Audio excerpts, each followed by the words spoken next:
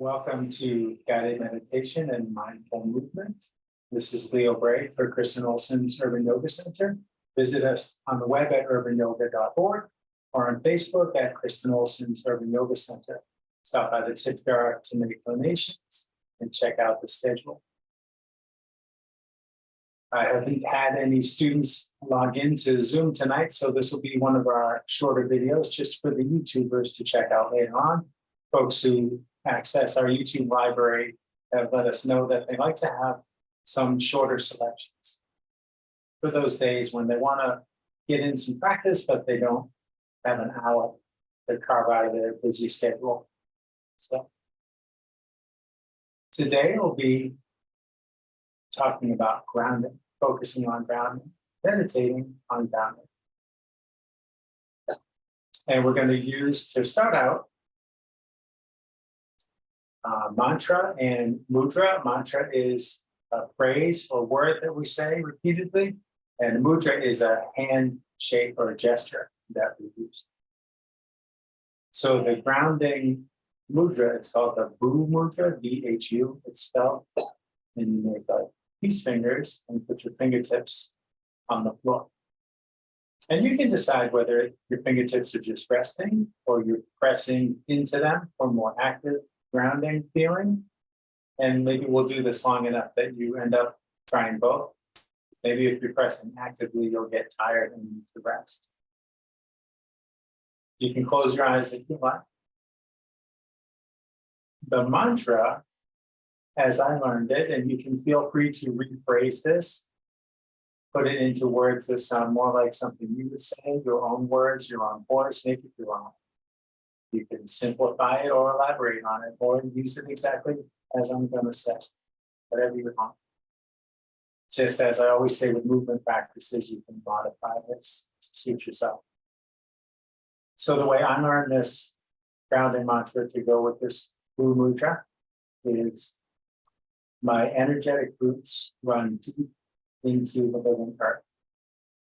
So maybe that seems too long to say, my roots run deep.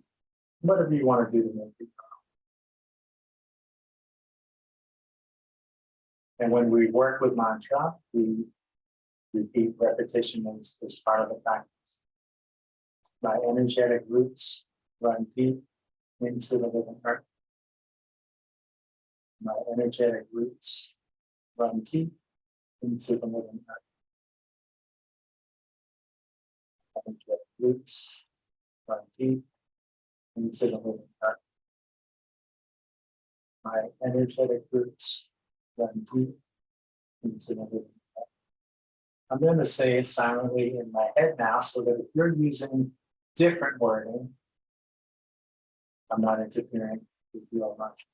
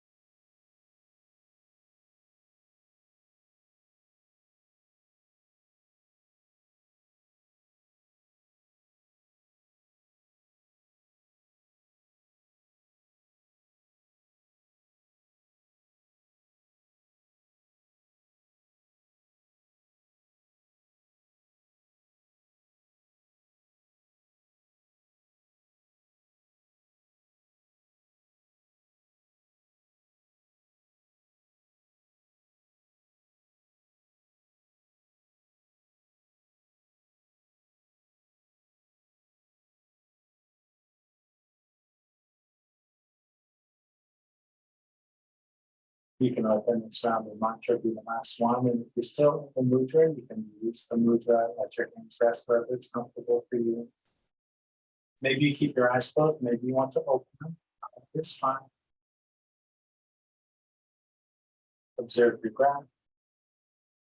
One thing about working with mantra is sometimes we're not breathing as deeply as we would be if we weren't reciting something. So just let your breath flow now without mantra. And maybe it'll get a little slower and a little deeper. And as it does so, feel your contact with the ground. So we've released the grounding mudra, but of course we're still grounded. We're always grounded in some way, unless we're in, an aerial yoga class where we're in one of those yoga hammocks.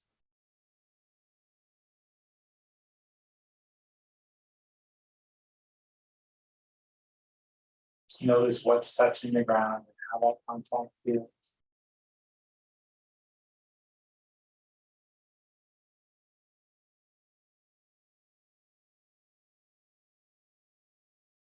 Especially on the exhales, the energy of the breath is rising, expansion when we breathe in, and grounding, contraction when we breathe out.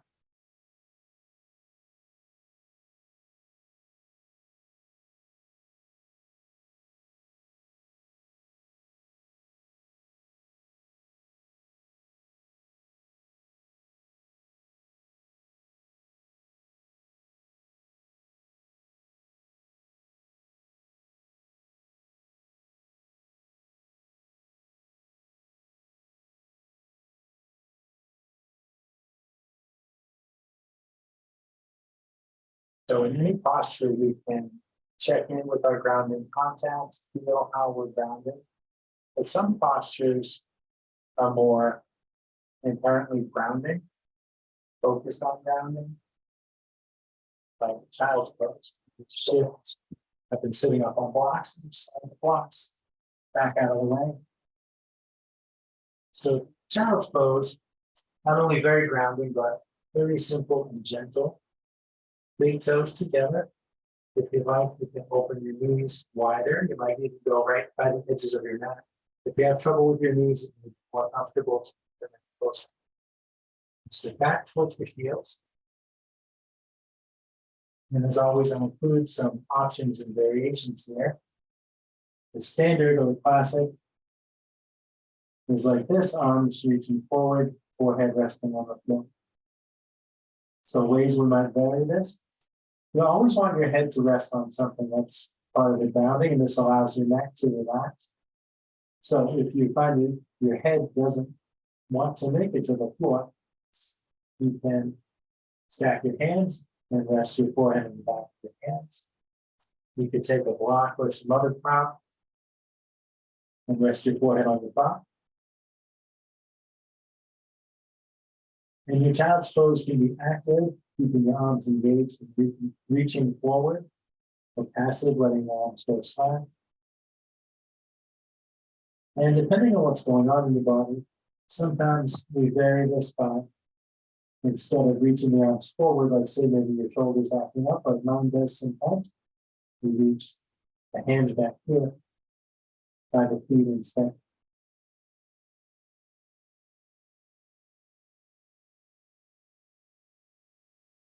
And no matter what posture we're in, the same rhythm of breath applies. Breathing in is a rounding expansion. Breathing out, the grounding contraction. So in child's pose, the inhales open the hips as the diaphragm pushes down. And on the exhales, maybe those hips sink back and down a little more.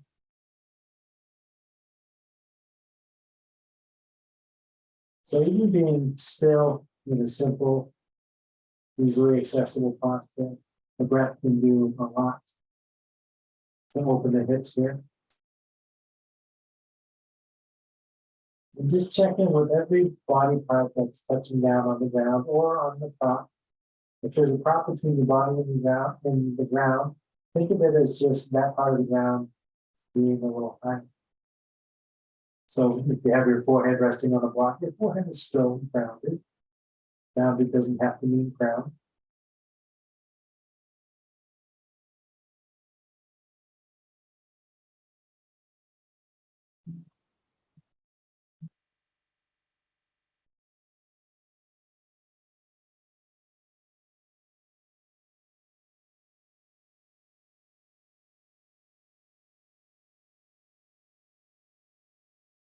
And you can use the mantra without the mudra, so you could rest in child's pose and say that same rooting mantra in the energetic roots, from deep into the earth, or whatever version that word you use.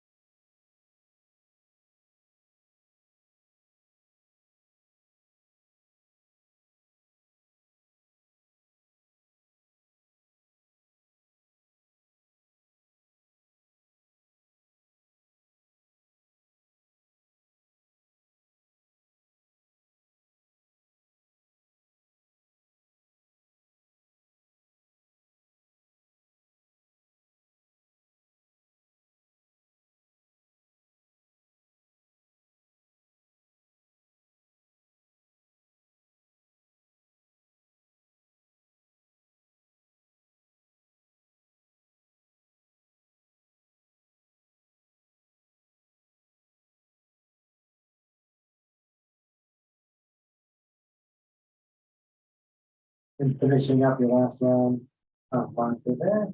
Let's come forward and bow close to the table. We're going to come down onto our belly. So you can just sort of walk your hands forward, walk your knees back. Do sort of a weird little push up move, or just the first part of holding down, little push up. Now, lying face down, connecting your belly with the ground, is a particular kind of grounding. This is a great way to connect your breath to the ground. Because as you breathe in, the belly expands and lifts your body. As you breathe out, lying back down. More grounding sensation. And whatever is comfortable with your neck, it might be resting on one cheek, resting your chin or your forehead on the floor. Do whatever's comfortable with your arms. Maybe it doesn't feel comfortable to reach forward. Just focus on your breath. Focus maybe on your navel.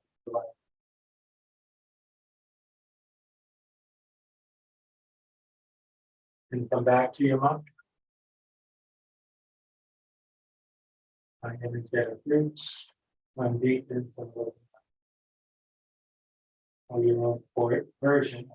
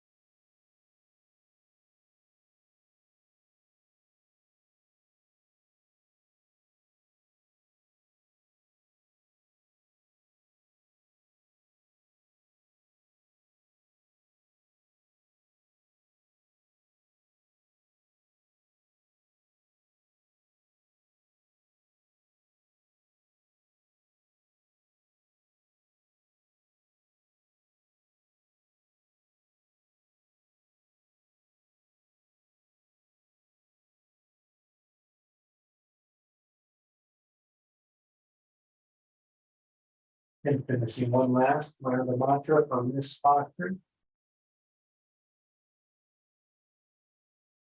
Take your time, however you want to get there, to shift onto your back. Savasana, of course, is Another very grounding posture.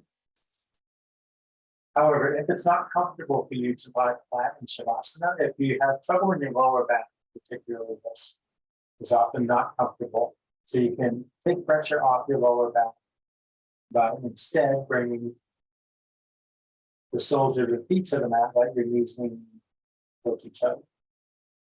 Alternately, you could scoot over by the wall or your couch or whatever, and elevate your legs.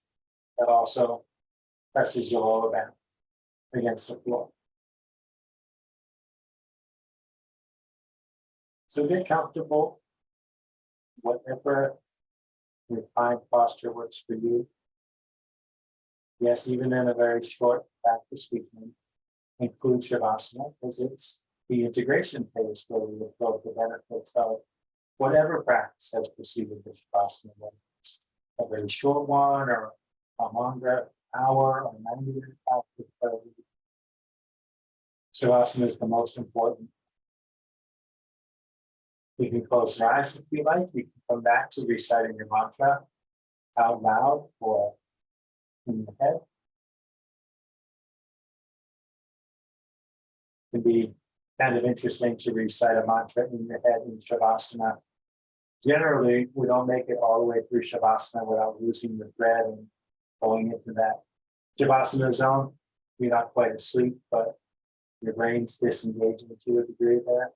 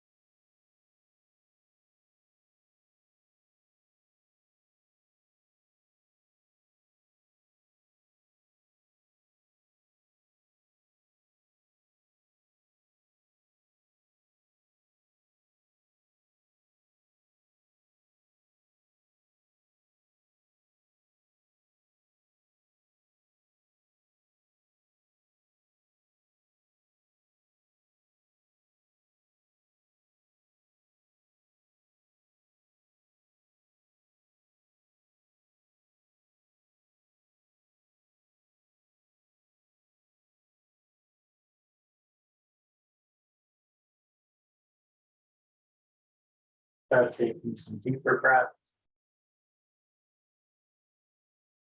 and moving around little by little.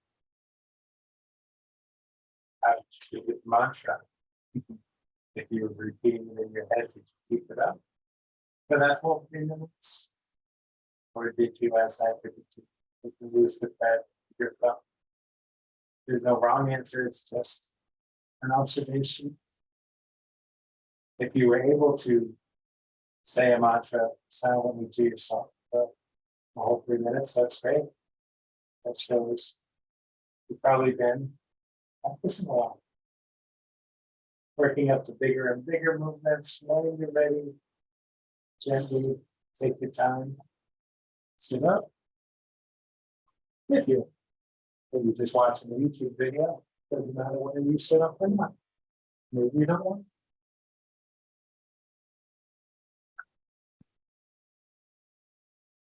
If you like, you can bring your hands up by your arms.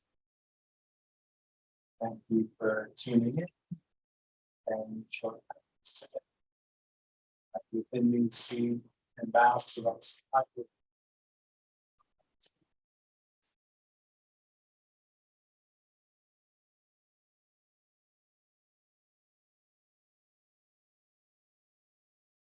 Stay grounded. These practices are not just for when you take the time on a mat. In the course of your day, you may find yourself in some ungrounded state, worried, frustrated, angry. You can take, it doesn't have to be even the length of this video, you can just take a minute to do a mantra or a mudra, or some deep breaths. Just notice your contact with the ground. Take that time for yourself. And it's like starting your day over. Be well. Be proud.